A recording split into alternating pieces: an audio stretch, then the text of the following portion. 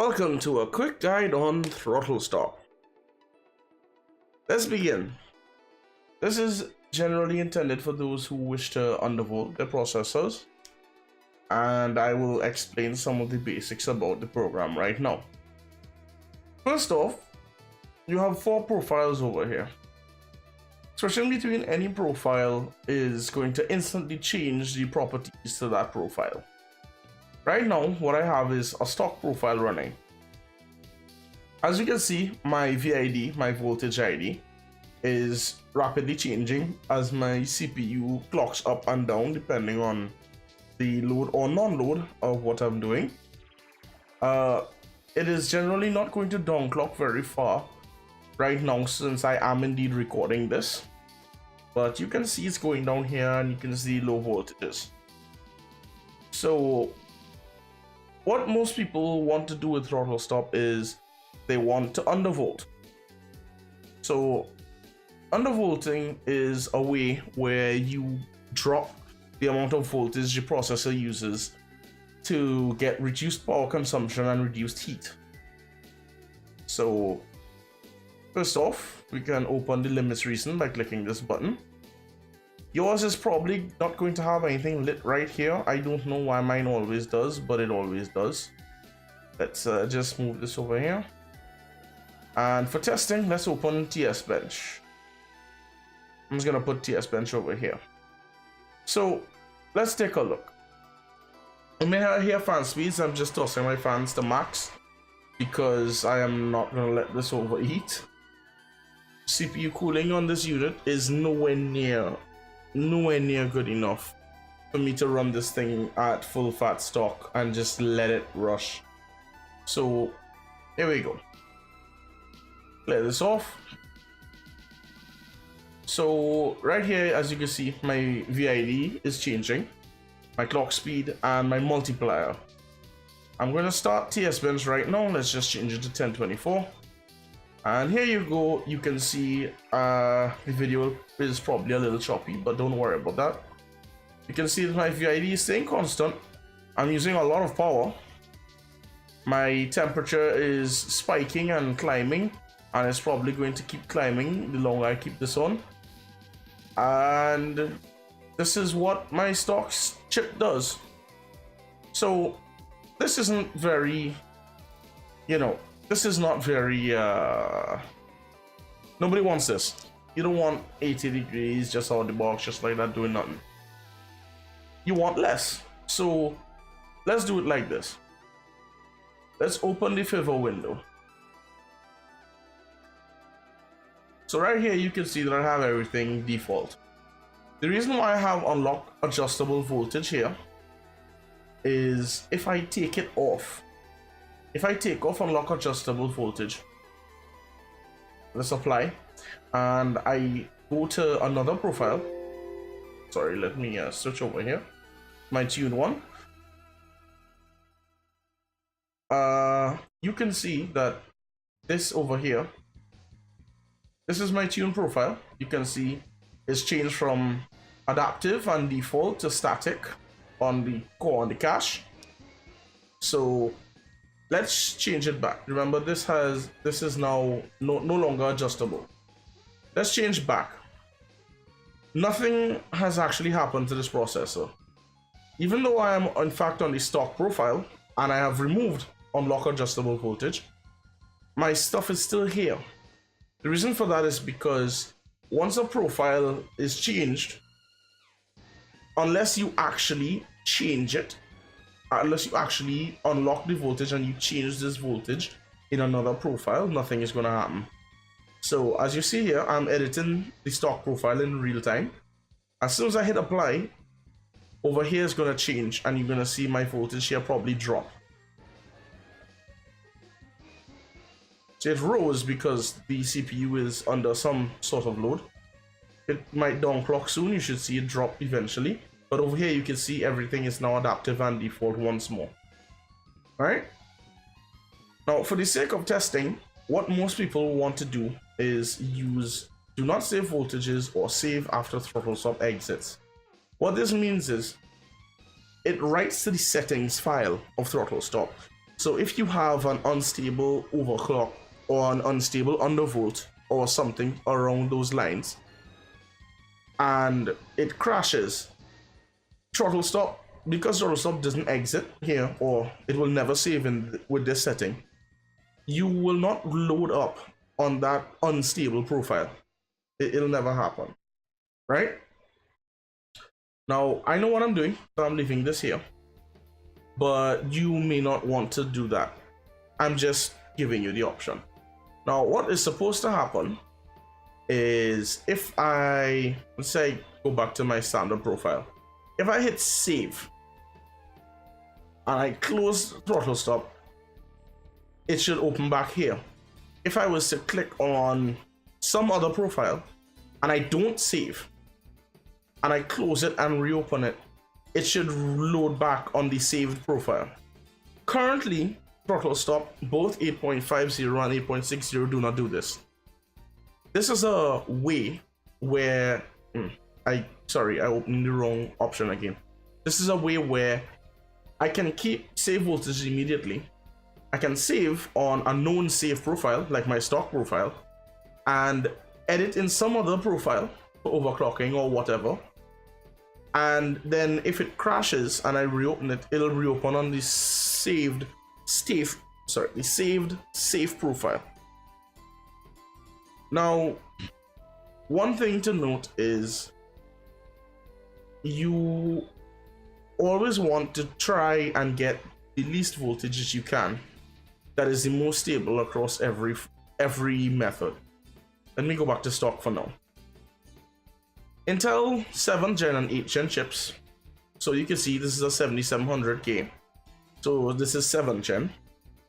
Have a little quirk on them. Can I start this? I can. So note here how I'm using a lot of voltage. If I want to undervolt this by 100, this is not going to do anything. Look at this. This did absolutely nothing to my chip.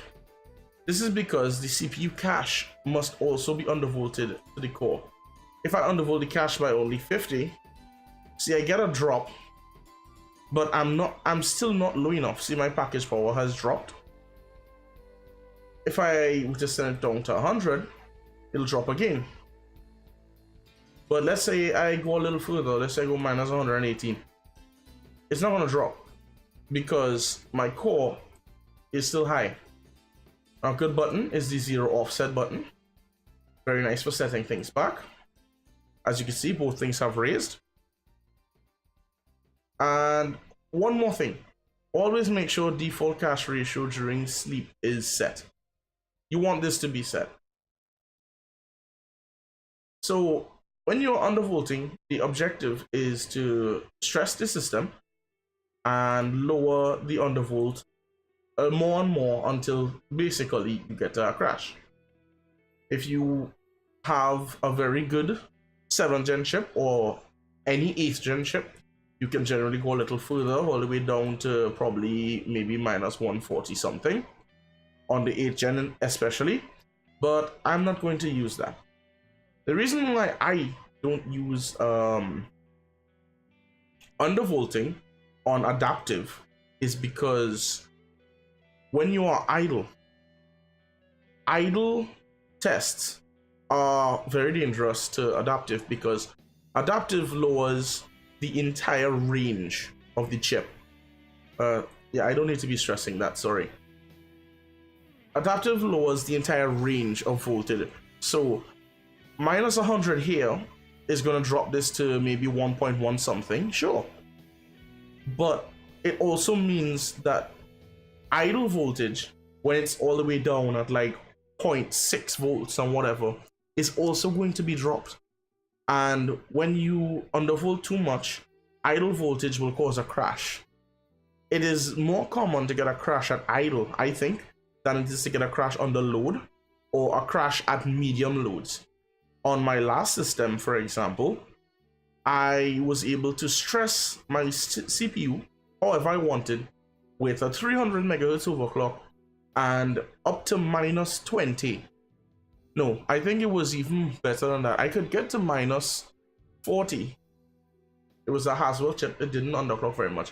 So I could get to about minus 40 in throttle stop. That was fine. But then when I played Hearthstone, I would blue screen.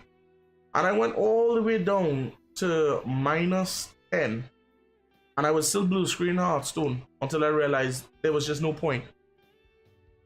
Because the chip wouldn't clock up enough. The voltage would go too low for the middle load that Hearthstone provided on my chip, and it would crash me. So I gave up ever bothering to undervolt.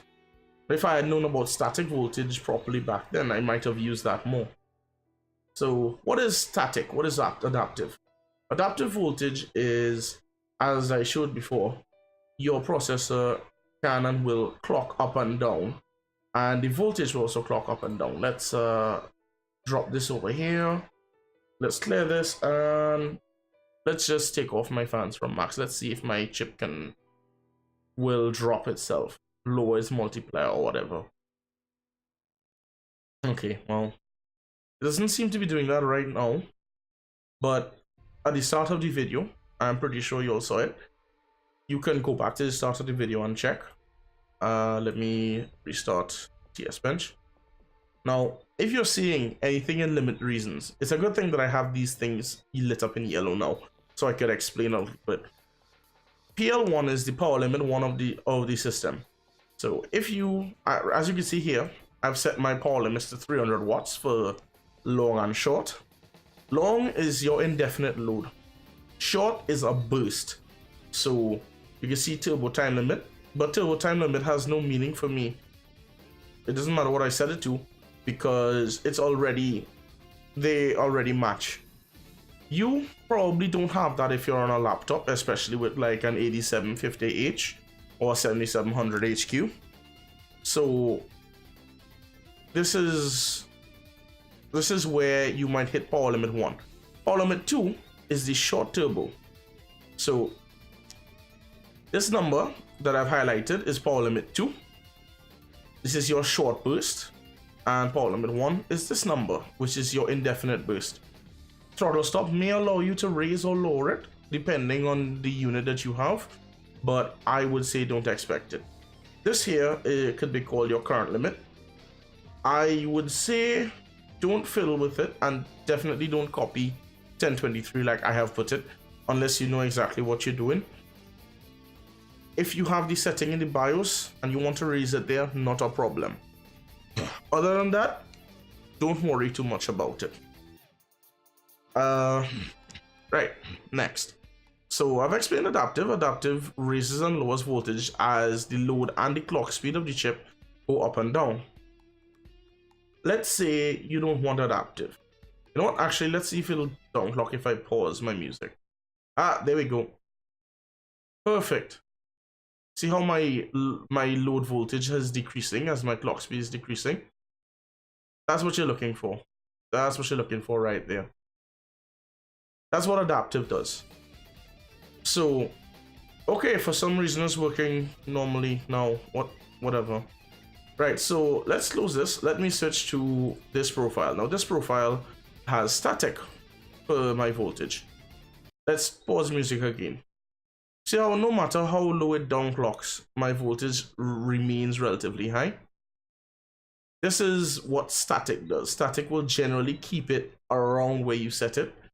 There is a setting that you probably don't have access to called the load line calibration, which is why mine is jumping around, because I haven't set a hard load line calibration.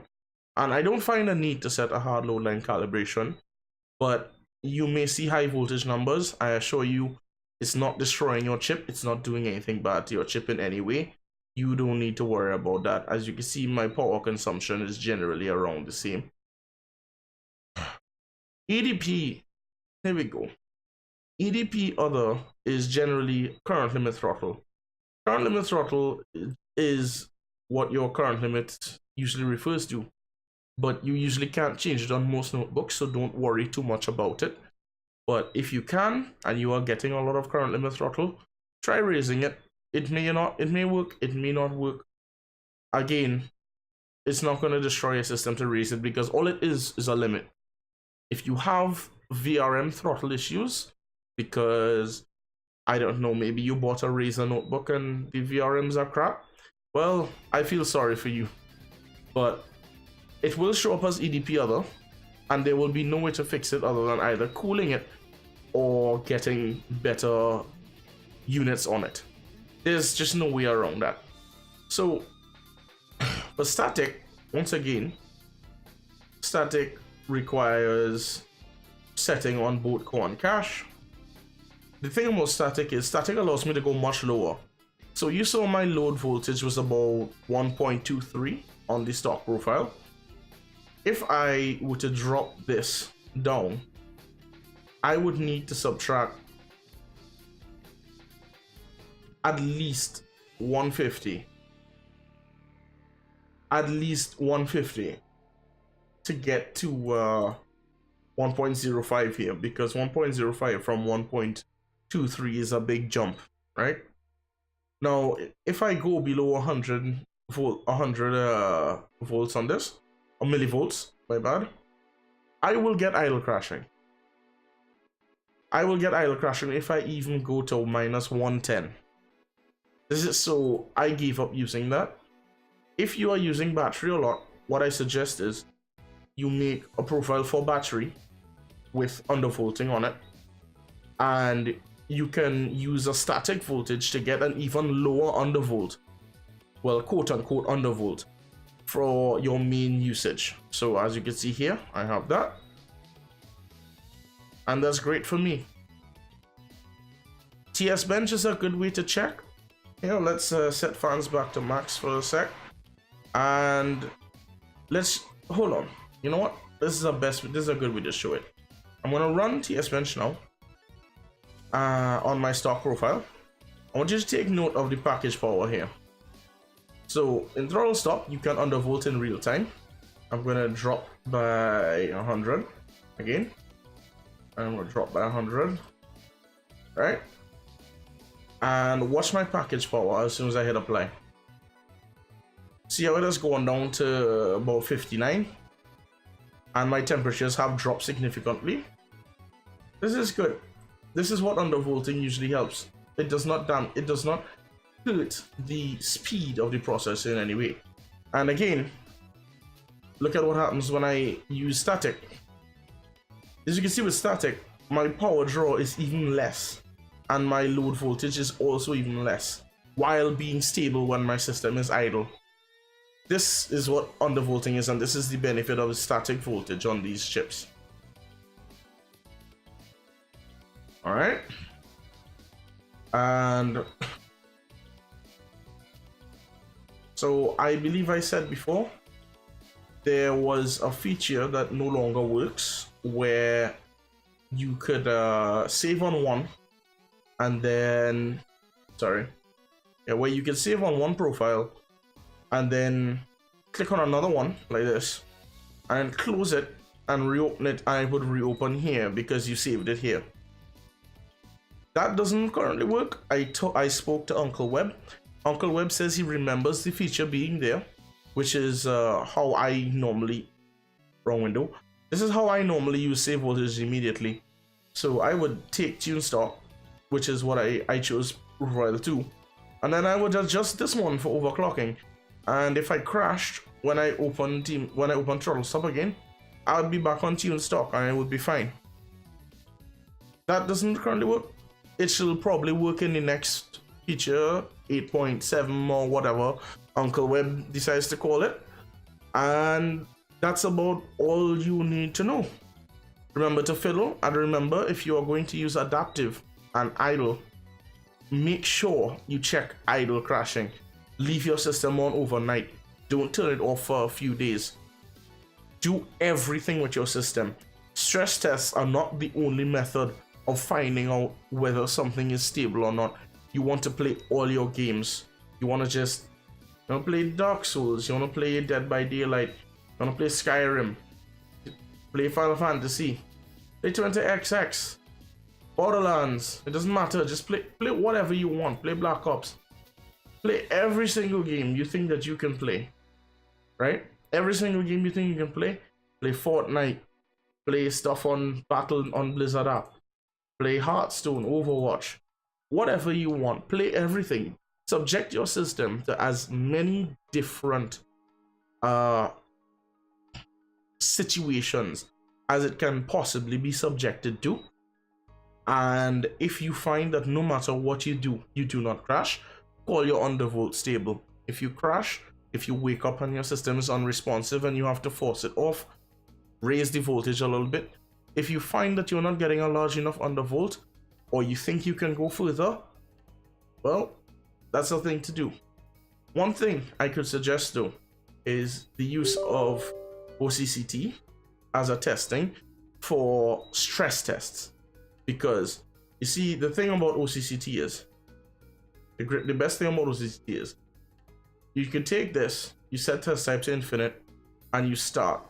And if an overclock or an undervolt is unstable, the test usually will crash and error out and tell you up here where you see idle that cause detected is there's an error detected on core 0 or core 1 or whatever you want to call it. So always watch for this. This is a good program to test for this reason. However, I severely recommend not using it more than you absolutely have to. Especially on a laptop, the chances that you will burn out your VRMs are a lot higher than on a desktop. And just because you purchased some $2,500 or $3,000 laptop from Aorus or Razer or even a lower end MSI that just has a bunch of SSDs, or Asus. Yeah, just because you purchased one from one of those doesn't actually mean that you are getting a good unit. A lot of them have many issues. Hell, Clevo rebrands too. I'm putting this in specifically for the people at the RSAL because they might call me a Clevo lover or something, I don't know. But if you don't have a notebook that you know is going to do well and you are unsure, don't overly stress it. Make sure your stuff is cooled if you want to do overclocking. Remember, if you overclock and it crashes, that's on you. If you burn out your VRMs by using OCCT all day, that's on you. Another good stress testing scenario for an entire system is Asus's Real Bench, as you can see right here. And another method to use it is to run Unigine Heaven benchmark, or Valley if you prefer Valley, but I normally use Heaven, and either 64 system stability test. These combined give good full system loads. You can check your temperatures, you can learn where your limits are, and once that's done, you're gonna have a very good situation going on. Okay? And with that, I'm gonna be done. Thank you for watching.